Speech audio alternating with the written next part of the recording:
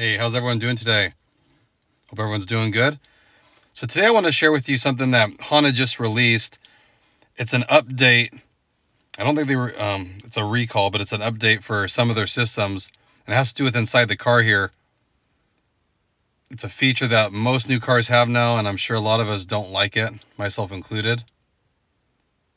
So let me go ahead and show you what I'm talking about here.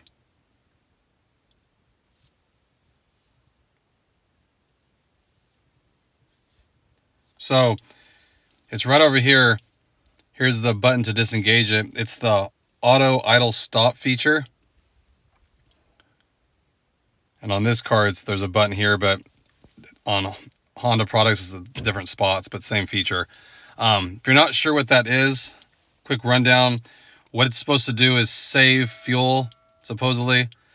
When you come to a stop, the engine will shut off. And when you let your foot off the brake, it kicks it back on again and supposedly saves fuel, lowers emissions, and that kind of stuff. But I guess there's been an issue now with the vehicle that this one affects is a 2019 to 2022 Passport, 2016 to 2022 Pilot, and the 2020 to 2023 Ridgeline. So newer vehicles here. And I guess what's happening on a lot of them now is when the engine turns off, like at a stop sign, stoplight, and you let your foot off the brake, the engine won't turn back on. And I've seen a lot of people had to get towed to a Honda dealer, and this is the problem with this whole system. So what Honda is doing is they're doing a product update on those vehicles that will eliminate the problem. So it'll work like it's intended to do. So when you let your foot off the brake, it'll kick back on. But then here's something else. Honda is also extending the warranty coverage for valve adjustment and starter replacement related to this problem. They're doing it for 10 years from the original date of purchase, and there's no mileage limitation on it. So if you've had issues with valve adjustment and starters, and it's related to this problem of the car trying to start, not starting, that can ruin the valves, they will cover that. They want you to be more confident with the vehicle, even if it has this issue. So that's good to know. And then they also said, if you've paid to have starter assembly or relays replaced because of this condition, you can be eligible for reimbursement.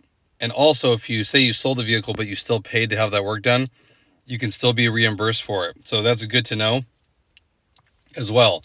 But the main thing I wanted to explain to you guys that they're doing, and I've had a car that actually had this done, and this is only for California now. But if you live in California and your vehicle is one listed above, needs to have this done, and you don't get it done, because a lot of times, we just don't prioritize it. The DMV will not renew your registration until this has been completed. So they're already notified of that, the vehicles that need it. So if you just don't want to get it done, you try to renew your registration, they'll deny it. So you have to get this done. And then once you do get it completed, the dealer will give you a vehicle emission recall proof of correction certificate.